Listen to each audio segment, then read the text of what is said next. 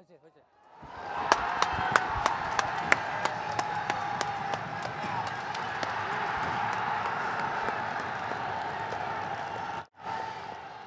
উচ্ছ্বাস, এই উদযাপন লিটন দাসকেই যেন মানায়। ক্যারিয়ারের ৫ নাম্বার সেঞ্চুরি আর সঙ্গে ২০টা 50। তবে এই সেঞ্চুরিটা একটু বেশি বিশেষ। অবশেষে প্রায় ১৫টা ইনিংস পর এলকেডির ব্যাটে ঝকঝকে একটা সেঞ্চুরি। গ্যালারিতে লিটনের নামেই গর্জন। লিটনের এই অর্জনে রাওয়ালপিন্ডিতে ঝকঝকে সেঞ্চুরি পাকিস্তানের সঙ্গে, তারপর মাঝখানে গলে ৯০ করেছিলেন শ্রীলঙ্কার সঙ্গে, এরপর আজকে মিরপুরে পেলেন এই দারুণ একটা সেঞ্চুরি। স্বস্তির একটা ইনিংস তো বটেই এলকেডির ব্যাটে।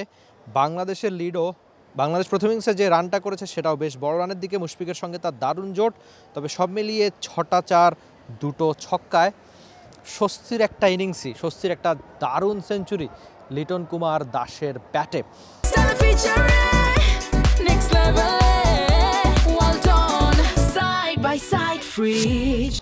লিটনের ক্যারিয়ারের সবচেয়ে বড় আক্ষেপ যেটা টেস্ট ক্রিকেটে, তিনি ৫ বারের মতো ৮০ থেকে ৯০ পেরিয়ে আউট হয়েছেন। ৮০ থেকে ৯৯ এই রানেই লিটন আউট হয়েছেন ৫ বার। এটাই সবচেয়ে বড় আক্ষেপের তার। তো সব মিলিয়ে এই আক্ষেপের দিনে প্রাপ্তির খোঁজ অবশ্য লিটনের ব্যাটে। বাংলাদেশ দ্বিতীয় দিনের শুরুটা সবচেয়ে অর্জনের আনন্দে ভেসেছিল মুশফিকুর রহিমের। তবে সেই অর্জনটা আরেকটু বাড়িয়ে দিয়েছেন একজন লিটন কুমার দাস। টেস্টে লিটন যে মাপের ব্যাটার, তার নামের সঙ্গে আরও বেশি সেঞ্চুরি থাকতে পারত। তবে তার নামের সঙ্গে আজকে ৫ নাম্বার টেস্ট সেঞ্চুরি। এই টেস্টে অবশ্য আরেকটা অর্জনও তিনি ভেসেছেন, সেটা হচ্ছে টেস্ট ক্রিকেটে তার ৩০০০ রান পার করেছেন। লিটনের মাপের ব্যাটারের ব্যাটিং ওভার ৩৫। আপনি হয়তো লিটন যে মাপের বা প্রতিভাবান ব্যাটার, আমরা প্রায়শই তার নামের সঙ্গে ক্লাসিক ব্যাটার, প্রতিভাবান অনেক শব্দ ইউজ করি না, কিন্তু লিটন কি তার নামের প্রতি সুবিচার করতে পেরেছেন? প্রায়শই বড় ইনিংস খেলেন বটে তিনি, ওই যেটা বলছিলাম ৮০ থেকে ৯৯ রানে ৫ বার আউট হওয়া। যদি তিনি আউট না হতেন তাহলে তার টেস্ট ক্যারিয়ারের সেঞ্চুরির সংখ্যা হয়তো অনেক বেশি বাড়ত। বাংলাদেশি ব্যাটারদের এটাই কি একটা সমস্যা না, যে তারা খুব ভালোভাবে সেট হন, ৫০ পার করেন, কিন্তু তারপরে তারা সেটাকে সেঞ্চুরিতে কনভার্ট করতে পারে না। তবে সেই অভ্যাসগুলো বাংলাদেশ দ্রুত শিখুক, অন্তত সে আশা আমরা করতে পারি। লিটনের অর্জনের একটা দিন, অর্জনের একটা ম্যাচ, দারুণ একটা সেঞ্চুরি।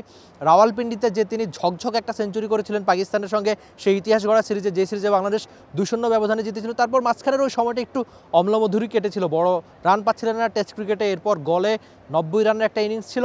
আর এর আগে আয়ারল্যান্ডের সঙ্গে যে প্রথম টেস্টটা হয়েছে সেখানেও লিটনের ব্যাটে 50 ছিল। তবে যে আক্ষেপ সেঞ্চুরি ছিল না, সেই আক্ষেপ তিনি দূর করেছেন আজকে আয়ারল্যান্ডের সঙ্গে ২ নম্বর টেস্টে ২ নম্বর দিনে, যেখানে আগের দিন মুশফিকুর রহিমের সঙ্গে একটা গুরুত্বপূর্ণ পার্টনারশিপ ছিল। সব মিলিয়ে মুশফিকের সঙ্গে একটা ১০০ পেরোনো জোটেই কিন্তু বাংলাদেশ দারুণ ব্যাটিংটা করছে। সেখানে সবচেয়ে বড় প্রাপ্তি হয়তো একজন Liton Kumar Das. Rifat Emil, T sports, Dhaka. For more updates, subscribe to our YouTube channel and click on the bell icon. Follow us on Facebook and Instagram.